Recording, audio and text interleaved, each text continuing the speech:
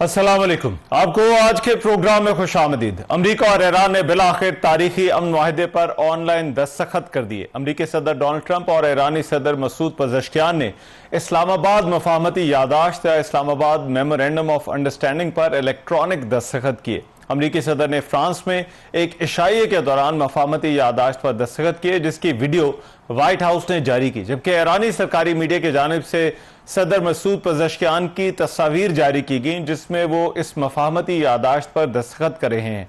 वज़ीर आज़म शहबाज शरीफ ने इस्लामाबाद में इस मेमोरेंडम पर बतौर सालिस दस्तखत किए हैं। वज़ीर आज़म शहबाज शरीफ ने एक्स पर अपने बयान में यह कहा कि अमरीका ईरान मुआहदा फौरी तौर पर नाफिजुल अमल हो चुका है और इब्तदाई इक़दाम के तौर पर ईरान ने आबनाए हुर्मुज़ को फौरी तौर पर दोबारा खोलने, जबकि अमरीका ने बहरी नाकाबंदी खत्म करने का फैसला किया है। वज़ीर आज़म का ईरानी सदर से टेलीफोनिक राब्ता भी हुआ और अब से कुछ देर पहले उन्होंने होने वाली इस कॉल में उन्होंने ईरानी सदर का शुक्रिया जो है वो अदा किया।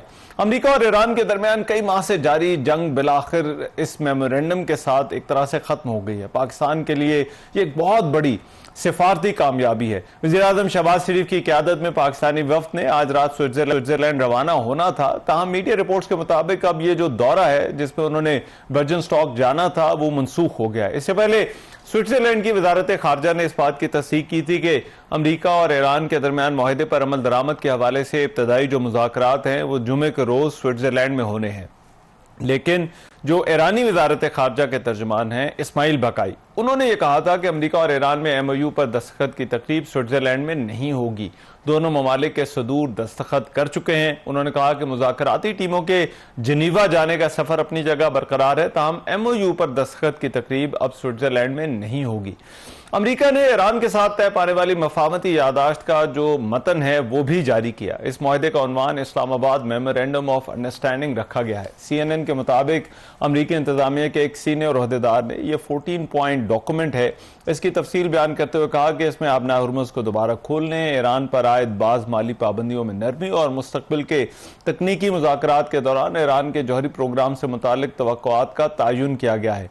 डोनाल्ड ट्रंप ने ईरान के हवाले से अपनी पॉलिसी पर तनकीद करने वालों को भी सख्त अल्फाज में जवाब दिया है और कहा है कि जो लोग समझते हैं कि वह ईरान के खिलाफ सख्त मौक़िफ़ इख्तियार नहीं कर रहे वो या तो हसद का शिकार है, नियत है, या फिर बेवकूफ़ है। अमरीकी सदर ने यह भी कहा कि ईरान के साथ हालिया फौजी कशीदगी के दौरान चीन और रूस ने ऐसा कोई अमली इक़दाम नहीं किया जिससे तनाज़ा मज़ीद शिद्दत इख्तियार करता, जो कि काबिल तारीफ़ है। अमरीकी सदर डोनाल्ड ट्रंप ने यह भी कहा कि मुंजमद असासे ईरान की अपनी रकम है जिससे अमरीका का कोई लेना देना नहीं। उन्होंने यह भी कहा कि अगर ईरान मुस्बत और तामीरी रवैया इख्तियार करता है तो इसे तकरीबन $300 अरब के मुंजमद फंड्स तक रसाई दी जा सकती है। अमरीकी सदर का यह भी कहना था कि जब खित्ते के दूसरे ममालिक के पास बैलिस्टिक मिसाइल हैं तो ईरान को इन मिसाइलों से महरूम रखना नाइंसाफी होगी। ईरान के चीफ मुज़ाकरातकार और स्पीकर पार्लियामान बाकर कालिबाफ का यह कहना है कि ईरान अमरीका के साथ ताकत और एतमाद की पोजीशन में मुज़ाकरात कर रहा है। हालिया मुज़ाकरात में ईरान की मैदान जंग में कामयाबियों के बायस ही ईरान ने यह पोजीशन हासिल की है कि ये मुज़ाकरात हो रहे हैं, और साथ ही ईरान ने यह भी वाज़ेह किया है कि उसका जो मिसाइल प्रोग्राम है वो अमरीका के साथ किसी भी मुज़ाकरात का हिस्सा नहीं होगा। अब ये जो मुआहदा है इस्लामाबाद मेमोरेंडम ऑफ अंडरस्टैंडिंग, ये पाकिस्तान की कितनी बड़ी कामयाबी है, इस मुआहदे का मुस्तकबिल जो है वो क्या है, चैलेंजेस क्या हैं, इस पर बात करने के लिए सरदार मसूद खान साहब मेरे साथ मौजूद हैं। पाकिस्तान के मुस्तकिल मंदूब रह चुके हैं, अक़वाम मुत्तहिदा में अमरीका और चीन में सफारतकार रह चुके हैं। सरदार साहब थैंक यू सो मच, बहुत शुक्रिया आपके वक्त का। सरदार साहब सबसे पहले तो मैं आपसे जानना चाहता हूँ, ये जो 14 नुकात सामने आए हैं जिन्हें इस्लामाबाद मेमोरेंडम ऑफ अंडरस्टैंडिंग कहा जा रहा है, दोनों पार्टीज की पोजीशन को देखते हुए आपको क्या लगता है ये किसकी कामयाबी है? मैं समझता हूँ कि ये विन विन सिचुएशन है जिसमें ईरान भी जीता है और अमेरिका भी जीता है। ईरान इस वजह से कि उसने इसराइल और अमेरिका के मुश्तरका हमले सह लिए और अपने कदमों पर खड़ा रहा, और उसके बाद उसने बड़ी महारत के साथ सफारतकारी भी की और जितने अपने मुतालबात थे, बुनियादी कलीदी मुतालबात थे, उनको मनवा लिया। अमेरिका इसलिए कि इसराइल के कहने के ऊपर वो एक बहुत ही ख़तरनाक जंग में मुलवस हो गया था और उसके शिकंजे में कसता चला जा रहा था। उसे जो है बिलियंस ऑफ डॉलर्स का हर रोज़ नुकसान हो रहा था। उनकी जो बहुत ही सोफिस्टिकेटेड टेक्नोलॉजी थी, बदनामी हो रही थी। اور اس کے بعد جو ہے ایران جیسا ملک جو معاشی پابندیوں کے باوجود اس نے کوئی اپنا دفاعی نظام رکھا ہوا تھا، وہ ان کو ہدف بنا رہا تھا، اور امریکہ نے جو پوسٹ شائع ہوئی ہیں، مطلب ہے جو غیر جانبدار ذرائع سے اسے پتہ چلتا ہے کہ امریکہ کی بیسز کو بھی بہت نقصان پہنچایا گیا، کہ جو پورے کے پورے ان کے مشرق وسطیٰ میں اڈے ہیں ان کو بہت نقصان پہنچایا گیا. تو امریکہ ہاں. کی شہرت کو بھی بہت اچھا. نقصان پہنچ رہا تھا، کیونکہ کہ ان کے مغربی حلیف، مغربی یورپ کے حلیف ان سے دور ہو گئے. ایشیائی حلیف بالخصوص جو ہے ساؤتھ کوریا اور جاپان اس سے دور ہو گئے. آسٹریلیا اور کینیڈا جیسے حلیفوں نے ان کا ساتھ نہیں دیا. خلیجی ریاستوں میں ایک دم یہ احساس بڑھا کہ جناب امریکہ جو دنیا کی سب سے بڑی طاقتور قوم ہے اور اس کی سب ہاں. سے بڑی طاقتور فوج ہے، اور ان کی جو ہے جو بیسز انہوں نے ہوسٹ کیے ہوئے ہیں وہ ان کی سلامتی کو اشورڈ نہیں بنا سکتا، یعنی مطلب ان کو یقینی نہیں بنا سکتا. تو اس وجہ سے یہ امریکہ کی بھی جیت ہے اچھا. کہ اس مرتبہ وہ ہاں. صدر ٹرمپ جو ہے وہ فار ایور وار کی دلدل میں نہیں پھنسے، ورنہ یہ جنگ جو ہے نہ صرف ایک عالمی جنگ میں اچھا. تبدیل ہو سکتی بلکہ اس کے ساتھ ساتھ یہ بھی ہو ٹھیک. سکتا تھا کہ یہ برسوں تک جاری رہتی. اچھا ٹھیک ہے. اچھا سردار صاحب یہ فرمائیے گا کہ جو 60 دن جو اگلا مرحلہ ہے اس میمورینڈم کا، وہ آپ کے خیال میں کتنا چیلنجنگ ہوگا؟ دو چیزیں ہیں جو ان کا فریم ورک اگریمنٹ ہوا ہے مفاہمتی یادداشت میں، اس کے اوپر عمل درآمد بہت ضروری ہے. مثال کے طور پر ایران کے قائدین نے بھی یہی کہا ہے آج، اور امریکہ والے بھی یہی کہہ رہے ہیں کہ اس کے اوپر عمل درآمد صحیح ہونا چاہیے، اور اس میں آبنائے ہرمز کھلے، اس میں کوئی رخنہ اندازی نہ ہو، امریکہ کا بحری محاصرہ اٹھ جائے، وہ دوبارہ سے نافذ نہ ہو.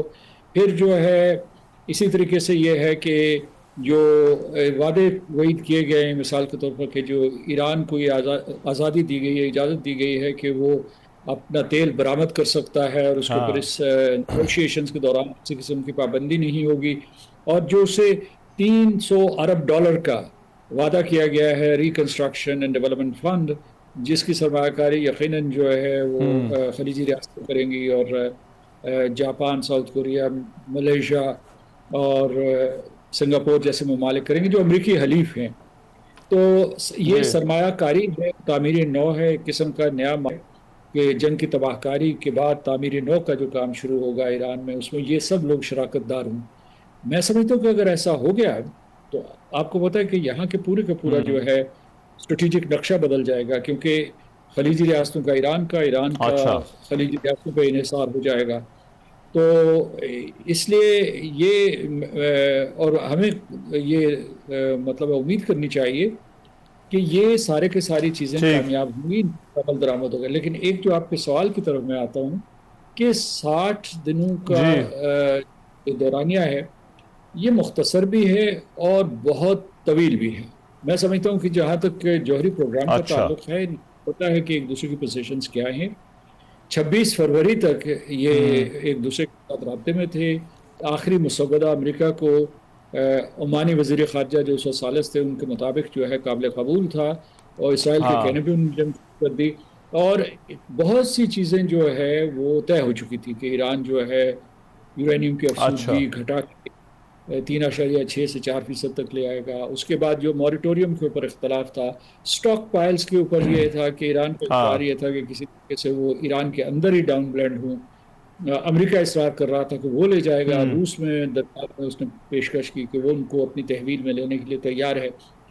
تو یہ گنے چنے مسائل ہیں، اور ان کے ساتھ دو مسائل ہیں. ایک یہ ہے مسائل کے پہلو ہیں مذاکراتی عمل کے. ایک یہ کہ جو اقوام متحدہ، امریکہ اور انٹرنیشنل اٹامک انرجی ایجنسی نے وقتاً فوقتاً ایران کے اوپر معاشی پابندیاں لگائی، وہ بینکنگ کے حوالے سے، انشورنس کے حوالے سے، دوسری جو ہے، اور پھر جو ہے جو فوجی ترسیلات کے بارے میں جو پابندیاں تھیں وہ ختم کر دی جائے.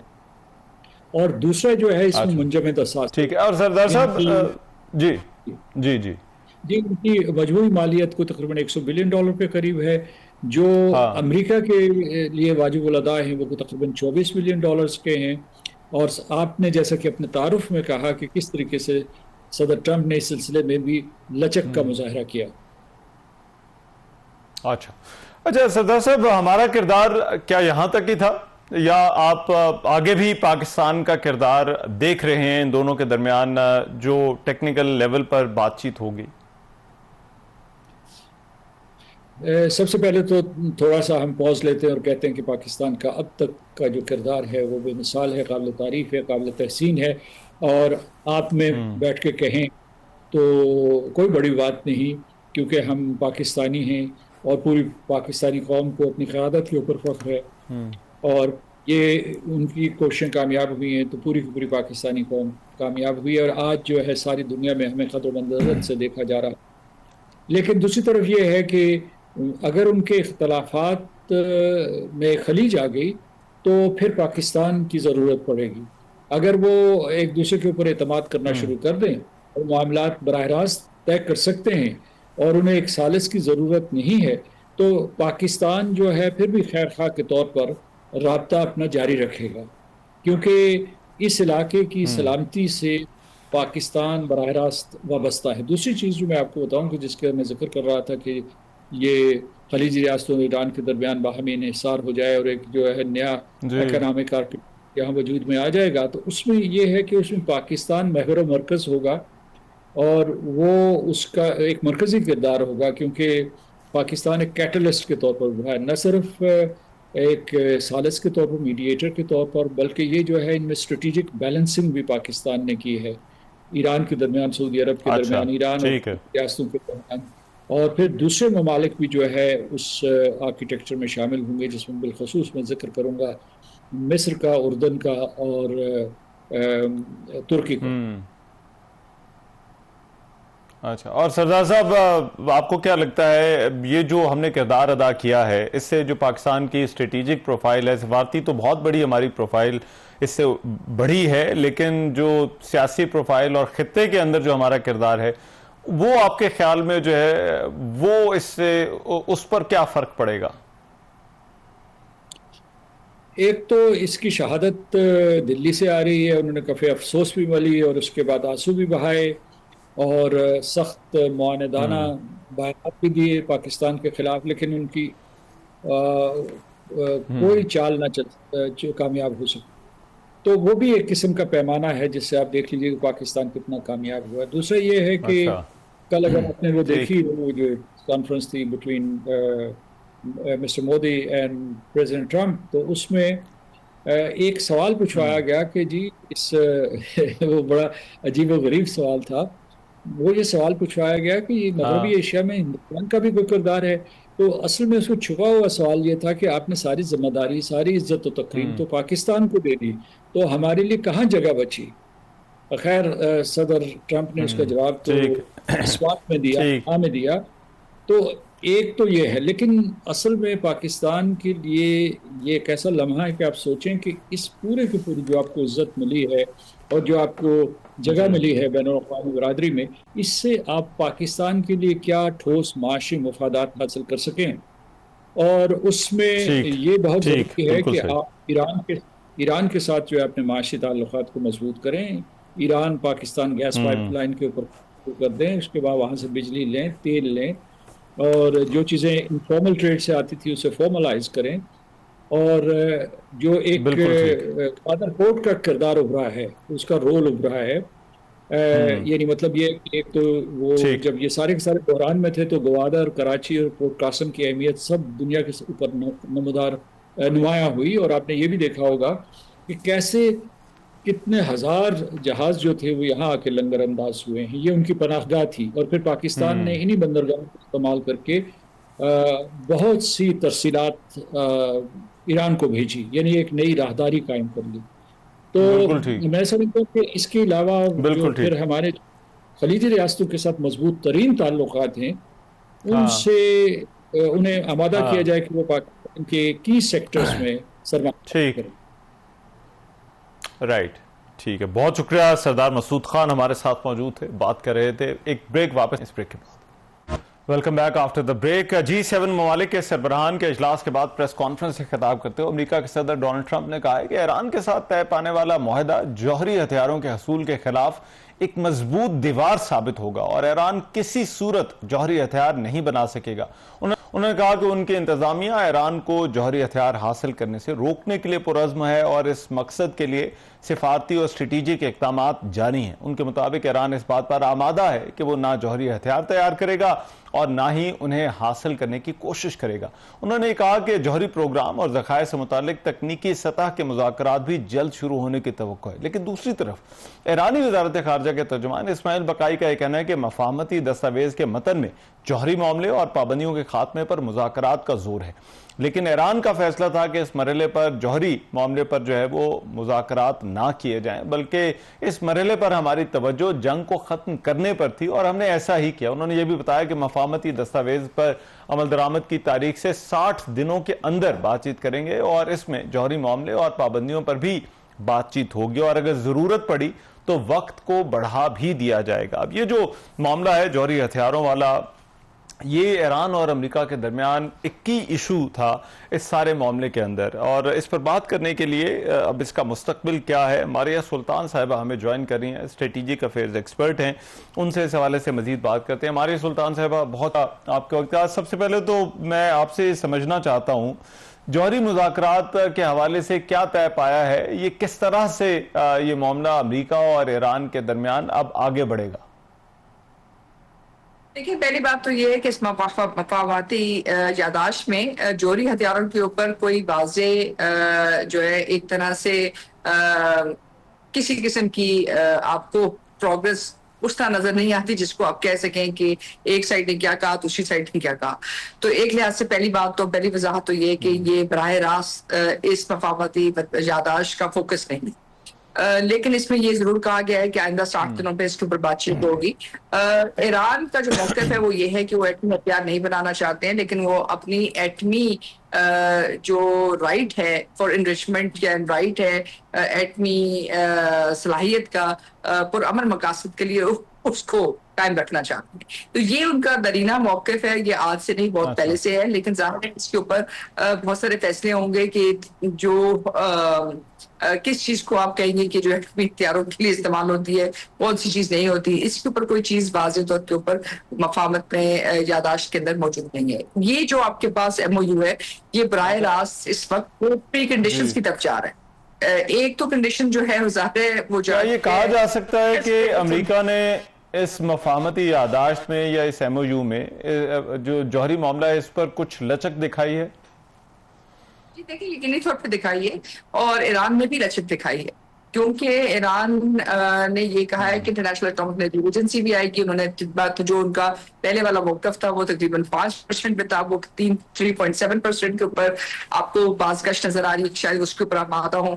بہت ساری اور بھی ٹیکنیکل بیسز ہیں کہ وہ کتنی حد تک کیا چیز اس پہ ایکسیپٹ کرتے ہیں، ایڈیشنل پروٹوکول ایکسیپٹ کرتے ہیں یا نہیں کرتے ہیں، لیکن اس کے ساتھ ساتھ جو ان کا رائٹ ہے این پی ٹی کے اندر کہ وہ نیوکلیئر انریچمنٹ جو ہے اس کا رائٹ جو ہے محفوظ رکھیں گے، وہ بھی موجود ہے۔ تو میرے خیال سے کہ اس وقت نیوکلیئر پہ بات کرنا اس وقت ہے، کیونکہ یہ تمام چیزیں ابھی طے پانی ہیں اور یہ طے نہیں پائیں، لیکن جو چیز واضح طور پہ طے پائی ہے وہ یہ ہے کہ اسٹریٹ آف ہارمز کے اندر جو ہے جنگ بندی ہوگی، مکمل جنگ بندی ہوگی، امریکہ کی طرف سے بھی ایران کی طرف سے بھی۔ ایران جو ہے 60 دنوں کے اندر اندر یعنی پہلے 30 دن کے بعد تمام جو وہاں شپس گزر رہی ہیں ان کی معاونت بھی کرے گا اور ان کے لیے رسائی بھی پیدا کرے گا، اور 60 دنوں کے بعد شاید وہ ایک نیا فریم ورک لے کے آئے جس کے تحت یہاں جو شپس ہیں وہ آپریٹ کریں گی بین الاقوامی تجارت کو رواں کرنے کے بعد۔ اسی طرح جو مائننگ ہے اس کو بھی وہ ختم کرے گا تاکہ یہ 60 دنوں تک 30 دنوں کے اندر جو ہے وہ زیادہ رواں ہو اور اس کو آگے جائے۔ اس کے ساتھ ساتھ ایران نے جو دوسری چیز جو ایران پہ رسپانسبلٹی ہے اور جو امریکہ پہ رسپانسبلٹی یہ ہے کہ وہ 30 دنوں کے بعد اپنی جو بحری بیڑے ہیں وہاں سے موو کریں گے، اور اس کے ساتھ ساتھ جو سینکشنز تھی ایران کے اوپر ان کے لیے جو ہے بڑے واضح طریقے سے نہ صرف $100 بلین ایران کو ریلیز کیے جائیں گے، لیکن $300 بلین کا انویسٹمنٹ فنڈ بھی بنے گا جو گلف کے ممالک دیں گے ایران کو انفراسٹرکچر دیں گے۔ تو یہ اہم چیزیں ہیں جو انہوں نے کی ہیں۔ ماریہ صاحبہ جی، ایک اور ایشو جو متنازع تھا لیکن اس کا اس میں ذکر نہیں ہے، وہ میزائل پروگرام ہے ایران کا، اور اس پر ابھی جو صدر ٹرمپ کی سٹیٹمنٹ ایک آئی ہے اور انہوں نے کہا ہے کہ اگر خطے کے باقی ممالک کا میزائل پروگرام اپنا جاری رکھ سکتے ہیں، بیلسٹک میزائل رکھ سکتے ہیں، تو ایران کو بھی یہ حق حاصل ہونا چاہیے۔ یہاں پر آپ کو کیا لگتا ہے کہ یہ معاملہ اب اس سے ہٹ چکا ہے یا پھر ابھی بھی کہیں نہ کہیں امریکہ اور ایران کے درمیان جو ایشوز ہیں ان کے ساتھ جڑا ہوا ہے؟ نہیں، میرے خیال سے اس بحث سے وہ باہر نکل چکے، کیونکہ اس وقت جو مسئلہ ہے وہ اس وقت ایران کا واپس بین الاقوامی تیل کی منڈی میں آنا ہے، امریکہ کی جو سینکشنز ایران پہ لگی ہوئی ہیں ایٹمی پروگرام کے لحاظ سے اور ایٹمی پروگرام کی مد میں اور جو ایرانین ریولوشن کی مد میں، ان کو ختم کرنا ہے، ایران کے بینکنگ سسٹمز کو دوبارہ روا کرنا ہے اور امریکن ڈالر کے ساتھ کنیکٹ کرنا ہے، اور امریکن جو آپ ایک طرح سے کہہ سکتے ہیں جو ایرانی تیل ہے اس کو واپس بین الاقوامی جو تیل کی منڈی میں واپس لے کے آنا تاکہ گلوبل جو آئل پرائسز ہیں وہ اسٹیبلائز ہو سکیں. تو یہ تو ایک بہت بڑی ون ہے امریکہ کے لیے، ایک بہت بڑی ون ہے ایران کے لیے. اس میں جو ممالک جن کو شاید شارٹ ہینڈ ملا ہے وہ گلف ہے، کیونکہ ظاہر ہے اب گلف کو یہ ریکنسٹرکشن کے لیے پیسے دینے ہوں گے، کیونکہ جو پیسے ہیں جو $300 بلین کا، اس میں سے بہت سارے پیسے پبلک پرائیویٹ پارٹنرشپ کے تھرو آئیں گے. اس میں سے کچھ ان کے بینکنگ سٹرکچرز بھی ہیں جو پہلے ایران کے ساتھ کام کر رہے تھے اور یو اے میں کام کر رہے تھے، اور یو اے کو بیلنسنگ ایکٹ کرنا پڑے گا ایک طرف ابراہیم ایکارڈ کے ساتھ اور دوسری طرف ایران کے اس اکنامک انفراسٹرکچر کے لیے. اور سب سے بڑا چیلنج یہ ہے کہ اگر ایران سٹیبلائز نہیں ہوتا اور جنگ کا خطرہ یہاں ختم نہیں ہوتا تو گلف بھی ریکنسٹرکٹ نہیں ہو سکتا. So it's chicken and egg, اگر ایران ریکنسٹرکٹ نہیں ہوتا تو گلف ریکنسٹرکٹ نہیں ہوتا، اور اگر گلف ریکنسٹرکٹ نہیں ہوتا تو مشرق وسطیٰ میں امن نہیں آتا. تو ایک لحاظ سے جو نیا گلوبل اکنامک سیکورٹی آرکیٹیکچر بننے جا رہا ہے اس میں ایران، اس میں یو اے ای، اس میں سعودی عربیہ، اس میں امریکہ، یہ سب کے سب ایک دوسرے کے ساتھ جو ہے ان کا جو امن ہے، ان کی جو ترقی ہے، ان کی جو رجیم سروائیول ہے وہ ایران کی رجیم سروائیول کے ساتھ منسلک ہے. اس کی وجہ یہ ہے کہ اس ایم او یو میں پہلی دفعہ امریکہ نے یہ کہا ہے اور ایران بھی کہہ رہا ہے کہ دونوں ایک دوسرے کے انٹرنل افیئرز میں مداخلت نہیں کریں گے. سو یہ ایک طرح سے پش بیک ہے اس پالیسی کا جہاں رجیم چینج ایک سینٹرل آرگیومنٹ. اچھا، اور لاسٹلی مجھے بتائیے گا جو سینکشنز والا ایشو ہے جو اس جوہری پروگرام سے معاملہ جڑا ہوا تھا، ان 14 نکات میں مانیٹرنگ کا بھی ذکر ہے، تو آپ کو کیا لگتا ہے یہ جو سینکشنز والا معاملہ ہے اس پر دونوں امریکہ اور ایران آگے کس طرح سے بڑھیں گے؟ دیکھیں یہ تو بہت آسان ہے. اس کی بنیادی وجہ یہ ہے کہ جو 2025 تک جو جے سی پی او کا فریم ورک کے تحت سینکشنز تھی وہ ختم ہو چکی ہیں بین الاقوامی مینڈیٹ کے لحاظ سے. اس وقت جو ایران پہ سینکشنز موجود ہیں وہ صرف امریکن سینکشنز ہیں جو ایران کے ایٹمی پروگرام کے اوپر انہوں نے لگائی ہیں، اور یہ یونیلیٹرل سینکشنز ہیں اور تھرڈ پارٹی سینکشنز ہیں. تو یہ امریکن صدر کا فیصلہ ہے، یہ لگائی بھی پریزیڈنٹ ٹرمپ نے تھی اور ابھی ان کو اٹھائیں گے بھی پریزیڈنٹ ٹرمپ. وہ کس فریم ورک کے تحت اٹھائیں گے اور کیسے اٹھائیں گے یہ ان کا فیصلہ ہوئے گا. تو ایک طرح سے 100% کنٹرول اس وقت امریکہ کے پاس ان سینکشن ریلیف کے ساتھ. اور جو لاسٹ اینڈ ہے وہ یہ ہے کہ ایران نے کہا ہے کہ جب یہ تمام چیزیں ختم ہو جاتی ہیں تو پھر یو این سیکورٹی کاؤنسل کی ایک بائنڈنگ ریزولوشن ہوئے گی جس کے تحت ان کو یہ گارنٹی ملے گی کہ امریکہ اس پہ ریورسل نہیں لائے گا. ٹھیک ہے، رائٹ، بہت شکریہ. ہمارے یہاں سلطان صاحبہ ہمارے ساتھ موجود تھی اور یہ جو 14 نکات ہیں اور کس طرح سے یہ جوہری معاملات کے ساتھ جڑے ہوئے ہیں اس پر بات کر رہی تھی. ایک بریک شامل کر رہا ہوں پروگرام میں، واپس آتے ہیں اس بریک کے بعد. Welcome back after the break. Iran اور امریکہ کے درمیان ہونے والا میمورینڈم آف انڈرسٹینڈنگ، اور یہ جو میمورینڈم ہے یہ کتنا اہم ہے امریکہ کے اندر، اس کو کس طرح سے دیکھا جا رہا ہے، اور صدر ٹرمپ جو ہے وہ مسلسل اس کا دفاع بھی کر رہے ہیں. اب سے کچھ دیر پہلے امریکی نائب صدر جے ڈی وینس نے بھی اس حوالے سے میڈیا سے بات کی. اس پر بات کرنے کے لیے انور اقبال صاحب اس وقت میرے ساتھ موجود ہیں، سینئر جرنلسٹ ہیں واشنگٹن بیسڈ. ان سے اس حوالے سے مزید بات کرتے ہیں. انور اقبال صاحب بہت شکریہ آپ کے وقت. انور اقبال صاحب، سب سے پہلے تو میں آپ سے یہ جاننا چاہتا ہوں، یہ دستخط ہو گئے، ڈیل کی باتیں تو بہت ہی، لیکن جب سے یہ ڈیل ہوئی ہے امریکہ میں اس معاہدے کو، اس یادداشت کو جو ہے وہ کس طرح سے دیکھا جا رہا ہے؟ کوشش کریں گے کہ انور اقبال صاحب سے جو ہے وہ رابطہ ہو. بہرحال امریکہ اور ایران کے درمیان ہونے والا یہ اسلام آباد کا میمورینڈم آف انڈرسٹینڈنگ، یہ آج کی جو ہے وہ سب سے بڑی خبر ہے. معاہدے کے حوالے سے بہت سی باتیں تھی، بہت دفعہ اس معاہدے کے قریب پہنچا گیا لیکن یہ معاہدہ جو ہے وہ نہ ہو سکا. لیکن اب جو ہے وہ آج صدر ٹرمپ نے ایک طرف اس مفاہمتی یادداشت پر جو ہے وہ دستخط کیے اور پھر دوسری طرف ایران کے صدر مسعود پزشکیان نے بھی جو ہے وہ اس ایم او یو پر جو ہے وہ دستخط کیے، اور اس کے 14 نکات ہیں اس ایم او یو کے، جس میں بہت سارے معاملات ہیں۔ ایران اور امریکہ کے درمیان بات چیت کا جو طریقہ کار ہے وہ طے کیا گیا ہے، اور یہ جو بات چیت ہے اس میں مختلف سطح پر وفود کے درمیان بات چیت ہونا شامل ہے۔ اس معاہدے کے حوالے سے بات کرتے ہوئے امریکی صدر ڈونلڈ ٹرمپ نے یہ بھی کہا کہ اگر جو ہے وہ ایران ان شرائط پر عمل درآمد نہیں کرے گا تو پھر ایران کے ساتھ جو ہے وہ ایران کے خلاف کارروائی بھی کی جا سکتی ہے۔ اسی طرح کا بیان جو ہے وہ پیٹ ہیگسیت کی طرف سے بھی آیا، جس میں انہوں نے کہا کہ ایران نے اگر ان شرائط پر عمل نہ کیا تو امریکہ پھر سے ناکہ بندی کرے گا۔ لیکن یہ جو 14 نکات ہیں اس میں سب سے اہم بات یہ رہی کہ جو آبنائے ہرمز ہے اس کو اب فوری طور پر کھولنے کا فیصلہ کیا گیا ہے، اور اسی حوالے سے وزیراعظم شہباز شریف نے بطور ثالث جب اس ایم او یو کے اوپر دستخط کیے تو ساتھ ہی انہوں نے اس بات کا بھی اعلان کیا کہ آبنائے ہرمز کو فوری طور پر ابتدائی اقدام کے طور پر جو ہے وہ کھولا جا رہا ہے۔ انور اقبال صاحب سے پھر سے رابطہ ہو گیا ہے۔ انور اقبال صاحب، کین یو ہیئر می جی؟ آپ کو میری آواز آ رہی ہے؟ بالکل آ رہی ہے۔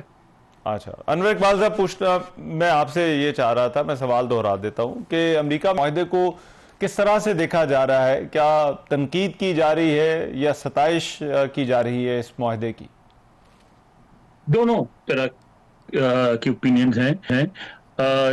وہ لوگ جو یہ چاہتے تھے کہ ایران کو میدان جنگ میں شکست دی جائے، اس کے بعد بات چیت کی جائے، وہ ظاہر ناراض ہیں۔ وہ لوگ جو چاہتے تھے کہ جنگ رکے وہ ویلکم کر رہے ہیں، لیکن ویلکم کرنے والے کیمپ میں بھی کرٹیسائز کیا جا رہا ہے، اور جو مخالفت کر رہے ہیں اس میں بھی تعریف کی جا رہی ہے۔ یعنی مکس ریاکشن ہے دونوں طرف۔ جو ریپبلکن ہیں، مثلاً سینیٹر لنڈزے گراہم ہے اور اس طرح کے جو ریپبلکن پارٹی کے رائٹ ونگ کے لوگ ہیں، وہ یہ کہہ رہے ہیں کہ امریکہ اب بھی اس پوزیشن میں ہے کہ ملیٹریلی پہلے ایران کو ہراتا اور پھر بات چیت کرتا، تاکہ وہ اپنی ٹرمپ سے بات چیت کرتا۔ جو دوسری طرف جو ڈیموکریٹس ہیں وہ یہ کہہ رہے ہیں کہ اچھا ہوا جنگ رک گئی، لیکن اگر اسی طرح ہی صلح کرنی تھی تو اس کا کیا فائدہ ہوا؟ وہ تو صدر اوباما نے بھی کر لی تھی بغیر کسی جنگ کے اور بغیر کسی اخراجات کے کر لی تھی، تو پھر اتنے اخراجات کے بعد، جنگ کرنے کے بعد، اتنی تباہی کے بعد اسی سمجھوتے پہ آنے کی کیا ضرورت تھی؟ تو یہاں امریکہ میں ملا جلا ریئیکشن ہے دونوں طرف سے۔ اچھا، اور صدر ٹرمپ کی جو اپنی کنسٹیچوئنسی ہے جسے میگا سپورٹرز جنہیں کہا جاتا ہے، وہ ان کا کیا سینٹیمنٹ ہے؟ پہلی دفعہ وہ بھی تھوڑے سے ڈیوائیڈڈ ہو گئے، اس میں جو تو ان کے ساتھ ٹوٹلی کمیٹڈ ہیں وہ تو ساتھ وہ کہہ رہے ہیں بالکل صحیح کیا، اور ایک وہ جو ہے ٹیکسس کے سینیٹر ہیں، انہوں نے یہ کیا کہ he knows nobody knows the art of deal making better than him۔ لیکن دوسری طرف وہ جو ہیں کہ وہ کیونکہ میگا سپورٹرز ہیں، آپ کو پتہ ہے وہ ان کے بعض معاملات میں بڑی ایکسٹریم پوزیشنز ہیں، تو وہ تو یہ کہتے ہیں کہ ہمیں کوئی ضرورت ہی نہیں تھی صلح کرنے کی ایران سے، ہمیں تو ان کو ہرانا چاہیے تھا۔ تو وہاں بھی ملا جلا ریئیکشن ہے، یعنی کہیں بھی ایسا نہیں ہے کہ ٹوٹلی سارے ایک طرف ہیں۔ اچھا، لیکن یہ بڑا غیر معمولی ہوگا، 47 سال کا بیگیج ہے ایک تاریخ کا۔ امریکہ اور ایران کے درمیان بات چیت جو ہے وہ ہونے جا رہی ہے، مختلف ایشوز پر ہوگی، اثاثے بھی جو ہے وہ غیر منجمد کیے جائیں گے، پابندیاں ایران سے اٹھیں گی۔ اس سارے معاملے کو کس طرح سے دیکھا جا رہا ہے؟ کیونکہ امریکن پبلک کا ایک اپنا سینٹیمنٹ ہے ایران کے حوالے سے۔ دیکھیں، جنگ کو سب نے ناپسند کیا تھا، اکثریت نے، یعنی 7 out of 10 لوگوں نے اس کی مخالفت کی تھی، تو اس لیے جنگ بندی پہ تو سب خوش ہیں۔ لیکن آپ دیکھیں ہر کی اپنی پولیٹیکل پوزیشنز ہیں۔ ایک یہاں جو ایکسٹریم رائٹ ہے، میگا جو ہے، میک امریکہ گریٹ اگین والے، اب اس میں ایوینجلیکل لوگ بہت ہیں، وہ تو یہ کہتے ہیں کہ جب تک گریٹر اسرائیل نہیں بنے گا، جب تک مکمل طور پہ وہاں اسرائیل کی فتح نہیں ہوگی، اس وقت تک کرسچینٹی بھی اوپر نہیں آئے گی، کیونکہ جب اسرائیل بن جائے گا اس کے بعد حضرت عیسیٰ آئیں گے اور اس کے بعد وہ شکست دیں گے یہودیوں کو، وہ تو اس سے ناخوش ہیں۔ ایک طرف لبرلز ہیں جو جنگ تو نہیں چاہتے، لیکن ساتھ وہ صدر ٹرمپ کی پالیسیوں کے بھی مخالف ہیں، تو وہ یہ کہتے ہیں چلو اچھا کیا جنگ بندی کی، لیکن جنگ کی کیا ضرورت تھی، اور پالیسی اور جو سمجھوتا کیا اس میں ہمیں کیا ملا؟ کچھ بھی نہیں ملا۔ پھر بیچ میں مین اسٹریم میں مین اسٹریم کا سیدھا سیدھا رویہ افغان وار کے بارے میں بھی تھا. وہ یہ کہتے ہیں کہ جی یورپ تک تو ہماری بات بنتی ہے, ہماری مداخلت بنتی ہے, لیکن اس سے آگے ہمیں کیا. ایک افغان وار کے دوران ایک خاتون تھی جس کا بیٹا وہاں مارا گیا تھا, اس نے یہاں وائٹ ہاؤس کے سامنے مجھے یاد ہے خطاب کرتے ہوئے کہا تھا کہ میرا بیٹا ایسے ملک کے لیے مارا گیا جس کا میں نام بھی پروناؤنس نہیں کر سکتی, اور اگر کل وہ زلزلہ آ جائے اور پورا ملک اس میں دھس بھی جائے تو مجھے اس کی کوئی پرواہ نہیں ہوگی, تو میرا بیٹا ایسے ملک کے لیے کیوں مارے. تو یہاں تو یہ ہے کہ آپ کو یہ بات سمجھنی پڑے گی کہ ہمارے خطے کو یہاں بہت ڈفرنٹ طریقے سے دیکھا جاتا ہے. بالکل ٹھیک, رائٹ. بہت شکریہ انور اقبال صاحب ہمارے ساتھ موجود. اور امریکہ میں جو ہے وہ اس مفاہمتی یادداشت کو لے کر کیا ماحول ہے, کیا ری ایکشن ہے, اس پر بات کر رہے تھے. ایک بریک, واپس آتے ہیں اس بریک کے بعد.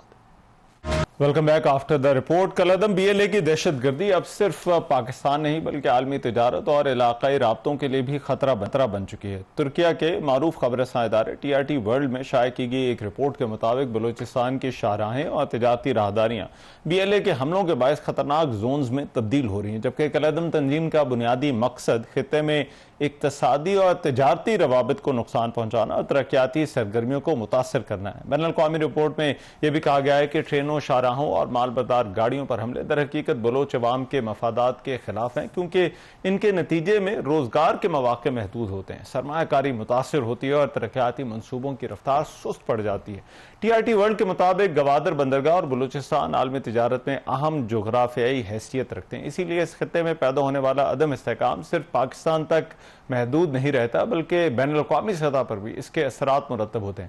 ترک میڈیا کی اس رپورٹ میں یہ نشاندہی بھی کی گئی ہے کہ امریکہ, آسٹریلیا اور برطانیہ پہلے ہی بی ایل اے کو دہشت گرد تنظیم قرار دے چکے ہیں, جبکہ دیگر ممالک پر بھی اس حوالے سے دباؤ بڑھ رہا ہے. اس رپورٹ کے مطابق بی ایل اے کے بعض حملوں اور طریقہ کار میں ایسے عناصر پائے جاتے ہیں جو القاعدہ اور داعش جیسے دہشت گرد گروپس سے مماثلت رکھتے ہیں. ٹی آر ٹی کی رپورٹ میں یہ بھی کہا گیا ہے کہ بی ایل اے کی کارروائیوں کے نتیجے میں سرمایہ کاری کا ماحول متاثر ہوا اور سیکیورٹی اخراجات میں اضافہ دیکھنے میں آ رہا ہے. جعفر ایکسپریس سمیت ریلوے نیٹ ورک پر متعدد حملوں کے باعث کئی مواقعوں پر ٹرین سروس معطل کرنا پڑی, جس سے نقل و حمل اور تجارتی سرگرمیاں جو ہے وہ متاثر ہیں. رپورٹ میں گلوبل ٹیررزم انڈیکس 2026 کے حوالے سے دعویٰ کیا گیا ہے کہ گزشتہ برس پاکستان میں رپورٹ ہونے والے دہشت گردی کے تقریباً 3/4 واقعات بلوچستان میں پیش آئے. سی پیک توانائی منصوبے اور علاقائی تجارتی راہداریاں بھی ان کے حملوں کا ہدف بن رہی ہیں, جس کے نتیجے میں اقتصادی سرگرمیوں اور علاقائی انضمام کے عمل کو نقصان پہنچ رہا ہے.